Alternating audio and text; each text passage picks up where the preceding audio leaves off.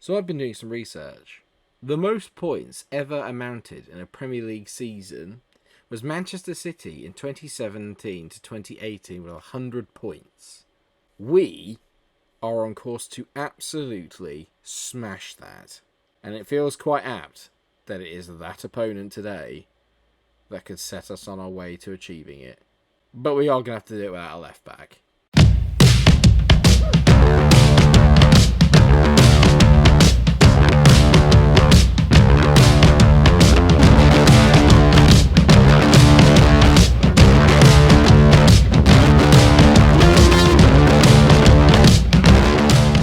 Hello everyone, welcome back to FM24 with Liverpool. I hope this finds you all very, very well. Thank you very much for the support I've had on the series. The amount of views has gone up something chronic, and lots of people leaving comments saying they're really enjoying it. Thank you, it really, really does mean a lot. Would the series be doing as well if I wasn't absolutely smashing it?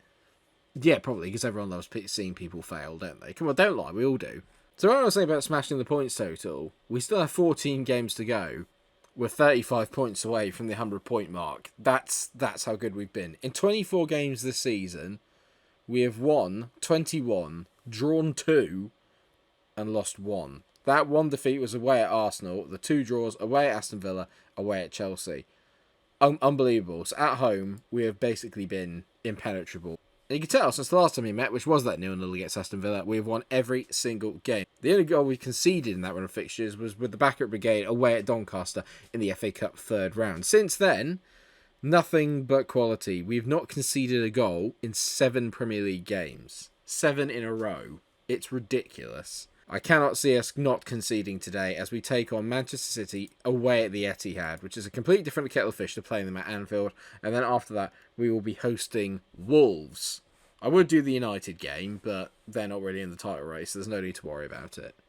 Because Aston Villa are still second. They're still second. 10 points behind. City are 11. So a win from City here. Suddenly, maybe some nerves. Maybe a few nerves. Oh my god, records galore today. Liverpool closing in on new unbeaten record run. It'll set a new team record for matches without defeat. The Reds have gone 31 matches undefeated, and should their impressive form continue, they will break the previous record for consecutive games without losing.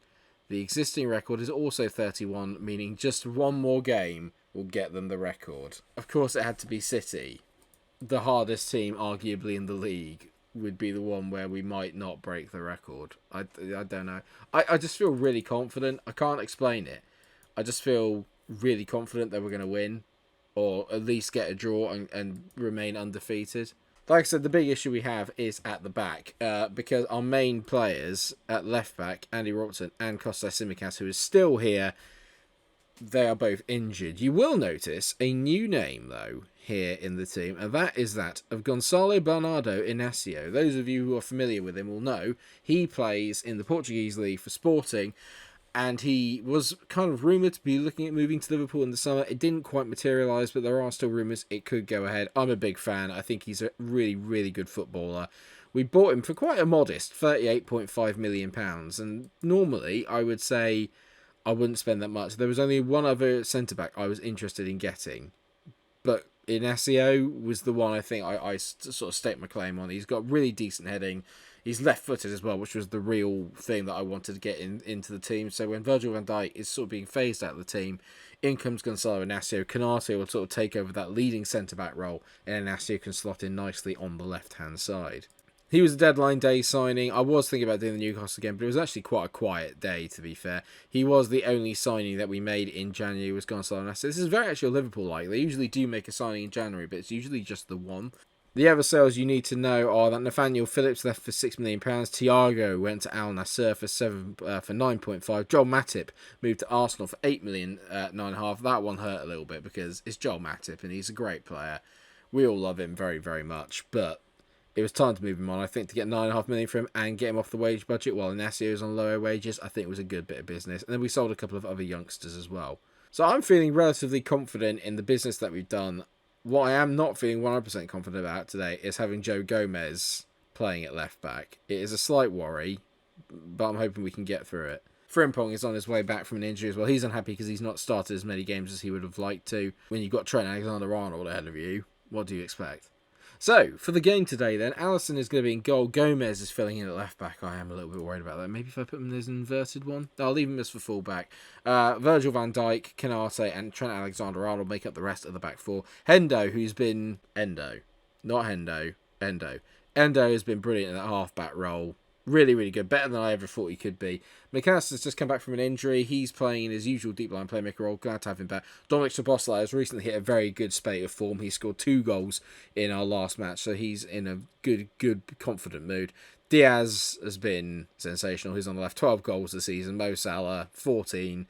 Best player in the league by a bit of a distance at the moment on the right. And Super Darwin Núñez leading the line. 17 goals. He is still our top goal scorer. But Diego Jota not far behind on 15. It's just the attack that's getting us through this. We score so many goals. So City is Ederson, Walker, Diaz, Gvardiol, Ake, Rodri, Núñez, Kevin De Bruyne, Phil Foden, Jack Grealish, Erling Haaland. Okay, not bad. I guess the media have given us loads of credit recently. Get out there and show us to why. I've gone attacking as well. I'm not mucking about. If we're going to do this, we're going to go full-blooded. We are the form team in the league. We are the best team in the league. We've been the best team in the league this season all the way through. We shouldn't fear anybody. Liverpool City games are notoriously high goal scoring. We had one earlier this year that ended 3-2. Liverpool's record at the Etihad is just as bad as City's is at the Anfield. Neither team travel away to the other one particularly well. So I'm not expecting us to go and blow them out of the water. It's going to be a hard-fought match. Just put it that way. This looks like it's going to be a goal because I'm guessing that's Kevin De Bruyne. Why did I say Kevin? It's Kev De Bruyne. Over a free kick. He hits it. Oh, he's at the outside of the bar. First real effort, and it's 27 minutes in. Pretty poor game by all accounts. I expected a bit more than this. Just remember, they are third, and still, I suppose, in their own mind, maybe thinking that they can chase us down in the title race. Unlikely, you would sort of say at this point in time, but you never know. Salah, who always scores against City, hits it just wide.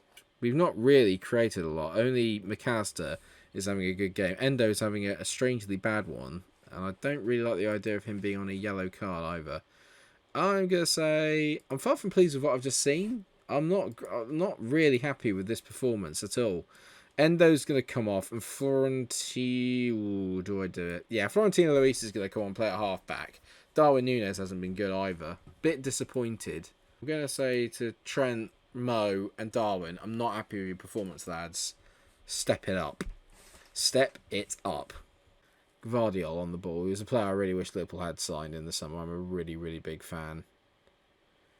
Well, hello. He's given the ball away. Darwin's in. Darwin must score. Darwin Núñez is the game changer. It's a really poor ball back by Jack Grealish. Ederson's in no man's land. And it was always going to be a moment of magic or a really bad mistake to separate these two teams. I didn't think you'd ever see this from City. Jack just doesn't quite leave enough on it. Diaz is a little too slow to react, and it's a brilliant finish by Darwin Núñez. He's been awful today. He's playing at a 6.3, but he has got his goal. Time to go off attacking. We're going to go positive. Let's calm it down. Diaz, not had a great day. He's going to come off. On comes Diogo Jota. When you need a goal, he is your man. Dominic Szoboszlai is going to come off. Curtis Jones is going to come on for him. And that's going to be it. I don't want to rock the boat too much. Salah. He's going to beat his man for pace here. Salah. It's great play by Mo Salah. He's found McAllister. There's so much room in this City defence. McAllister into Mo Salah to make it 2. He always scores against City. It's been flagged offside. Is it going to be a goal? It looks like it's going to be disallowed. That's gutting. That's really gutting for Mo. Bless him. For a guy that's played at 6.3, he tucked it away beautifully. Yeah, he's miles offside, to be fair. Absolutely miles off. Oh, the only shot we've had on target we've scored, and it was from a mistake.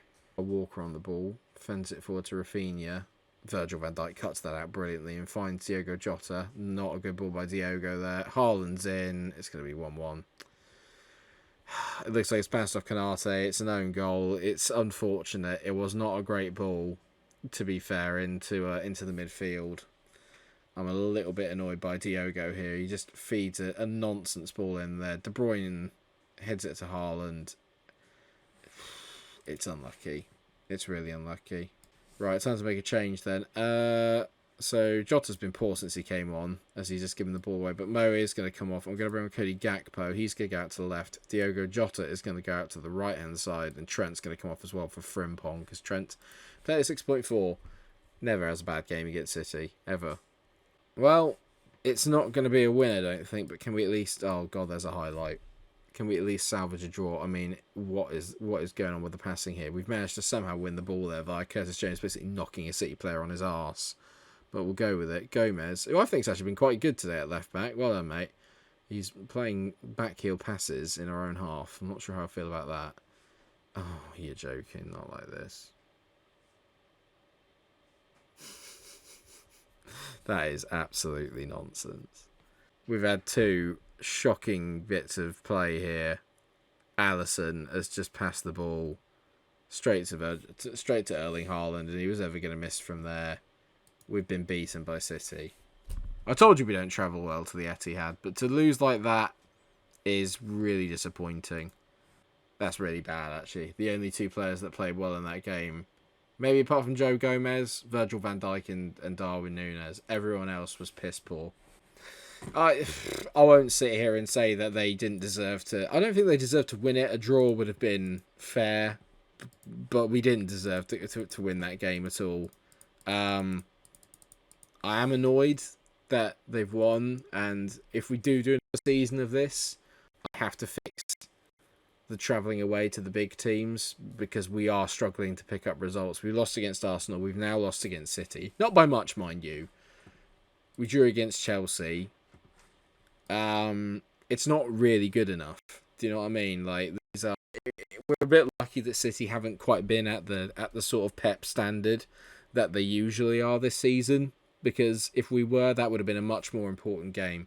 They're 8 points behind now. I'm not going to sit here and be really, really concerned. It's about how we bounce back from that defeat now that matters. We need to go. We need to put Wolves under the cosh. We need to give them an absolute battering and get back to winning ways. But yeah, I won't lie. I was so confident before the game that we would get a result, and we were literally one bad pass away from getting a well-earned point at the Etihad, which I would have taken every day of the week. Wolves doing pretty well in the Premier League as well. They're down in 13th, but that is pretty much where you would expect them to be. I think that in real life, I think Gary O'Neill is doing a brilliant job, and I think it's just great to see that he's sort of turning it on a little bit after the way he got treated by Bournemouth, which I thought was pathetic on their part. I thought it was a really, really bad thing to do, the way that they treated him. I thought it was horrific. In terms of the lineup, let's go for... I'm going to move Frimpong off the bench, and Kostas Tsimikas is going to come on to the bench for this one. I'm going to go with the same team that lined up, though, because I think, all things considered, away at the Etihad, for about 80 minutes of that game, we were pretty comfortable. It's just a little bit of lack of concentration at the end is what's cost us. I told the boys I expect us to win the game, and I expect us to win it well. Our record at Anfield is phenomenal. Teams come here and get pasted. They don't just get beaten, they get pasted. And I need to see that again today, please, boys. It usually feels like we play Wolves at home on the last day of every season. That's what it's felt like for the last few years. As Luis Diaz plays in Szoboszlai, he finds Darwin Núñez, and it's a great save. Oh, it's not a save. He's hit the post. It's unlucky from Darwin. McAllister into the box, whips it to the back post. Darwin Núñez heads it across. He's hit the bar. Second time he's hit the woodwork today already. McAllister into Mo. It's not over yet. McAllister, hit it, lad. Hit it. He does. It's gone miles wide, but that's because it took a deflection. Don't let this be the start of some really poor form. Don't let it be like Neto's in round the back. Pedro Neto makes it 1-0 to Wolves. From their first attack on goal, and it's come down that left-hand side. Problems. It's a nothing ball from Dawson. Joe Gomez is caught completely the wrong side, and then Konate and Virgil van Dijk don't get over quick enough to deal with it. Well, this could be annoying. Mo whips the ball in from a corner. Szoboszlai heads it. It's gone. What? Don't do this. We're just not getting enough shots on target, and it's winding me up. Diaz is injured as well. It's all well done West Ham for equalising against City. Salah, ball in. It's just not done it again. West Ham are ahead against City. Well done, boys. Even better. McAllister, get in. He's arguably one of the kind of players of the season, really, for us, considering the expectations. And he's managed to drill a shot in to make us level. Great hustle from Darwin from the corner, not to give it up. You can see here, Darwin just doesn't give the ball up. He makes a decent touch, and then Hwang manages to tackle him, but it falls straight to McAllister, and he hits it first time. Past Jose Sarr. Good. Come on, boys. This is straight after the goal. Great ball by McAllister. Mo's in behind. Salah into Darwin Núñez. It's a great set. I'm surprised Mo didn't shoot. I'm surprised he didn't shoot, and a bit annoyed that he didn't, to be honest. He tees out to Mo. Mo takes a touch. Squares it to Luis Diaz. It's a brilliant save again by Jose Sarr. Come on now. Let's not be foolish here. The irony of Johnny playing it safe is not lost on me. 1-1 at the break. I'm going to say we're controlling possession, and that's all we need. Luis Diaz is not having a good game, but I'm going to give him 10 minutes just to try and get his act together. I know he picked up a knock in the first half, so I'm going to put it down to that is why he's not playing so well. Hwang on the ball. Anytime you want to get over to him, Trent, you crack on, mate. Johnny. Don't do this. Neto. Pedro Neto's made it 2-1. The curse of losing one game has hit Liverpool hard here. This left-hand side is a travesty at the moment. It's just not happening. Joe Gomez is going off. Costa Simicas is coming on. Diego Jota is coming on for the very disappointing Luis Diaz. Salah tackled by Fabio Silva. Finds McAllister. McAllister to Endo. He finds Canate. Don't shoot, for God's sake. Canate to the back post. Diego Jota against his former club. He's not offside. That cannot be offside. It's a great ball in by Canate. It's really well played. Go on. Yeah, thank you. Goal is given. Why is that even being checked? Even I could tell he was onside. Darwin Núñez has won the ball back here. Mo. Tee it, Mo. So earlier when you should have shot, you passed it, and there where you should have passed it, you shoot. Just what is going on? Look at the XG, man. Look at it. Simicas whips the ball in. Dominic Szoboszlai not there. Endo. Get in, Rataru Endo. Get in, mate. Whoa. We're grinding it out here. Endo with a great header in the end. He's scored all 3 goals of his have been from headers. He's not even the tallest guy in the world. He's just very good in the air. He just times his jump perfectly there. Jose Sarr for the first time today kind of caught a little bit out of position, even though he's playing at 7.4. The set pieces are what's getting us out of trouble here at the moment. And there's another one here as Trent over the corner. Come on, Trent. Put it on someone's noggin. Into Darwizzy has gone back to being prime Darwin Núñez at the moment. As in, he's played really well. He's played at 7.2, but he's missed so many chances. Come on, Trent. Get on the overlap, lad. Trent whips a ball in towards the back post. Jota gets his head up. Sarr. Oh, dear me. Jose Sarr doesn't deserve that. He's had a really good day today, but he's fumbled one, and that's probably put the game to bed as Diogo Jota. Lethal. He doesn't even have to play well, Diogo Jota, and he still scores. Great play by Trent. Diogo gets up. It's a decent header, but Sarr's got to do better there. Kind of makes up for the alley gaff earlier. Although I would have taken Ali making a gaff in this game over the City game, to be honest. Right, Mo's going to come off. Not been his day again in terms of in front of goal, but such is life. Harvey Elliott's going to come on for him. I'm not going to take Darwin off because I really want to see if I can get him another goal just to get his confidence going. Kilman on the ball. Player I do rate quite highly, actually. I'm a big fan of Max Kilman. I think he could be on for a bigger move if he can maintain some form and stay injury-free. Simicas has just left the ball through to Hwang there. Alisson just hasn't made a save, man. How has he let that in? Ali, wake up, mate. What are you doing? Wake up. 5 minutes or so. It's turned into a 4-3. It shouldn't be anywhere near this. We've gone from a team that hadn't conceded in 7 to conceding 3 against Wolves. To be fair, let's be clear here. Even though we've conceded 3, their XG is still below 1, right? Our XG is 5, okay? So let's just be clear here.